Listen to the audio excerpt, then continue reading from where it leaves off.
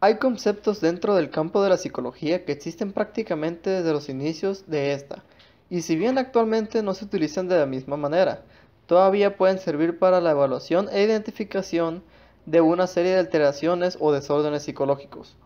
Uno de ellos es la psicastenia, actualmente concebida como un rasgo de personalidad. Quienes presentan esta característica pueden llegar a experimentar altos niveles de ansiedad, obsesiones e incluso episodios de despersonalización. ¿Qué es psicapstenia? La psicapstenia es considerada como una alteración de la atención psicológica o mental caracterizada por presentar síntomas asociados a fobias, obsesiones, compulsiones o trastornos de ansiedad. En la actualidad, la psicapstenia no es considerada como un trastorno o diagnóstico clínico, todavía sigue figurando como un factor de personalidad más dentro de las escalas clínicas de evaluación del MMPI, una prueba de evaluación utilizada para detectar alteraciones de la personalidad y la conducta. En este sentido, como rasgo de personalidad, la psicapstenia se distingue por provocar un descontrol del pensamiento consistente y la memoria, lo que se traduce en pensamientos y lenguaje disperso o tendencia a olvidar de qué estaba hablando. Este discurso disgregado es resultado de unos procesos de pensamientos poco ordenados, los cuales se manifiestan mediante oraciones poco congruentes que suelen ser incomprensibles para las personas que lo escuchan. Además, la persona con rasgo de psicapstenia tiende a manifestar temores intensos e irracionales asociados a sus dificultades de atención y concentración, así como cuadros graves de estrés y ansiedad.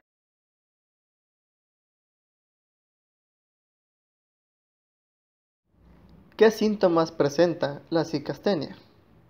A pesar de que no es considerada un desorden o trastorno psicológico con una etiqueta diagnóstica específica, la psicastenia se caracteriza por presentar una serie de signos en aquellas personas en las que se presenta. Estos síntomas caracterizan la personalidad de la persona, la cual se define por ser de naturaleza ansiosa y presentando sintomatología fóbica, obsesiva o compulsiva, entre otros. La gravedad de este cuadro clínico puede variar entre las personas que lo presentan. No obstante, esta sintomatología puede ser bastante intensa, llegando al punto de interferir en la vida diaria de la persona y en su bienestar. A continuación, pasamos a describir las principales características o síntomas de la personalidad psicasténica. La ansiedad.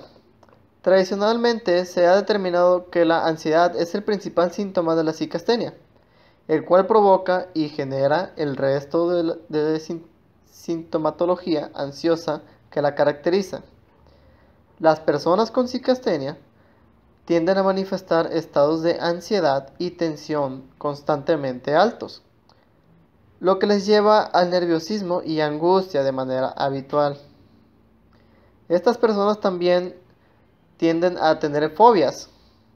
Las fobias consisten en una serie de desórdenes o alteraciones mentales que se caracterizan por provocar en la persona sensaciones de temor y miedo, desproporcionando e irracional ante la aparición de ciertos estímulos, objetos o situaciones específicas. Esta variedad de trastorno del miedo genera síntomas de ansiedad clínicamente significativos, siempre y cuando la persona se encuentre frente al estímulo considerado como fóbico, provocando que ésta lleve a cabo todo tipo de conductas y comportamientos para evitar o huir la situación temida. Las personas afectadas por la psicastenia también tienden a tener tics nerviosos. Debido al alto grado de tensión que provoca la psicastenia, es muy posible que la persona experimente una serie de tics y movimientos súbitos e incontrolados, conocidos como tics. Estas reacciones musculares se distinguen por convulsivas, repentinas y exageradas. O sea, son totalmente involuntarias y la persona no controla esos movimientos. ellos o ellas también tienden a ser muy obsesivos, a lo cual entramos al síntoma de obsesiones.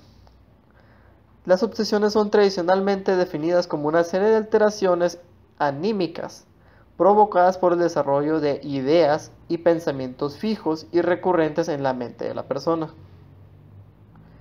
Estos pensamientos obsesivos suelen estar asociados a una idea específica que aparece de manera recurrente, provocando grave preocupación, altos niveles de angustia y ansiedad.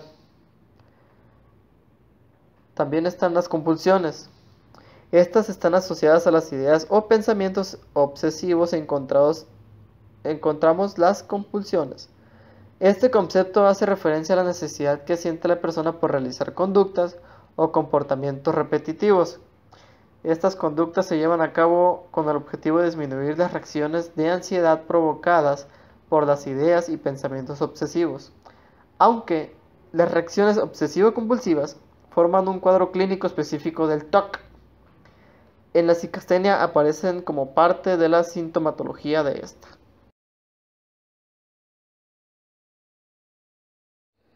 Conceptos según el MMPI.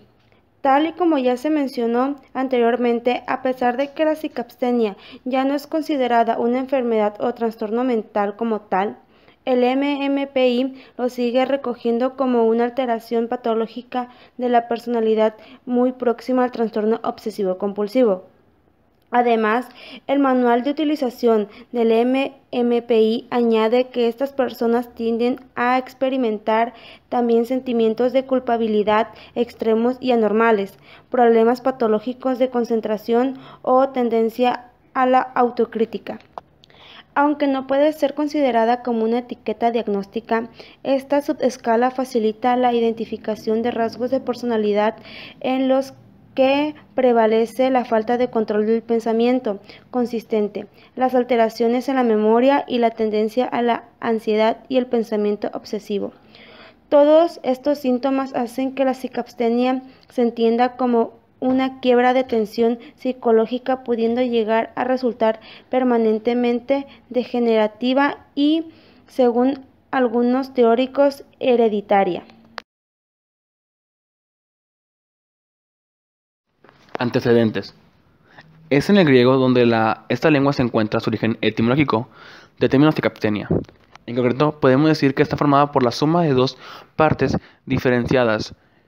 Primeramente, el sustantivo cica, que significa alma, y el nombre astenia, que es sinónimo de sin fuerza o debilidad. En concreto, se podría traducir cicapstenia como alma débil. Basándose en la conjunción de estos elementos, fue como el médico francés Pierre Janet creó el término cicapstenia, que le sirvió para analizar y establecer uno de diferentes trastornos y desórdenes tanto emocionales como mentales que estudió y analizó a lo largo de toda su trayectoria profesional. Esta noción de debilidad psicológica lo llevó desde 1901 al análisis descriptivo de la otra gran neurosis, construida según el modelo de la epilepsia y de la histeria, la cicapstenia. Y fue su objeto de gran importancia para su obra Las afecciones en la cicapstenia, publicada en 1903. A continuación vamos a presentar algunos tratamientos para estos síntomas, a lo cual queremos llegar a poder solucionar esta neurosis. Muy bien, empezamos con la medicina ortodoxa. Nos dice que su diagnóstico es: el diagnóstico de todos estos trastornos es fundamentalmente clínico, es decir, se basa en la presencia de los síntomas descritos y siempre debe ser establecido por un médico.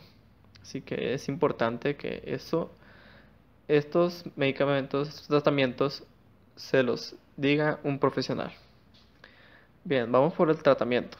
El tratamiento debe ser individualizado para cada caso, según el tipo de trastorno y los síntomas predominantes. Se utiliza una amplia variedad de fármacos, desde antidepresivos hasta sedantes, así como terapias psicológicas. Aquí nos viene prevención y nos dice: no se dispone de medidas de prevención para estos trastornos, ya que en sí no hay estudios que nos digan cómo podemos prevenirlos, cómo podemos evitar que nos sucedan. Bien, otra sería la medicina alternativa. que estos serían las terapias nutricionales. La primera terapia sería la dietética, la cual nos dice que se deben evitar los alimentos excitantes, es decir, un ejemplo, el té, el café y el alcohol. En las neurosis depresivas con astenia, hay que controlar el desarrollo de una posible desnutrición y tratar la frecuente anemia asociada. Otra terapia sería la ortomolecular, la cual nos dice que en las neurosis que se acompañan de angustia hay que evitar los suplementos psicoestimulantes, ya sea ginseng, guaraná, etc.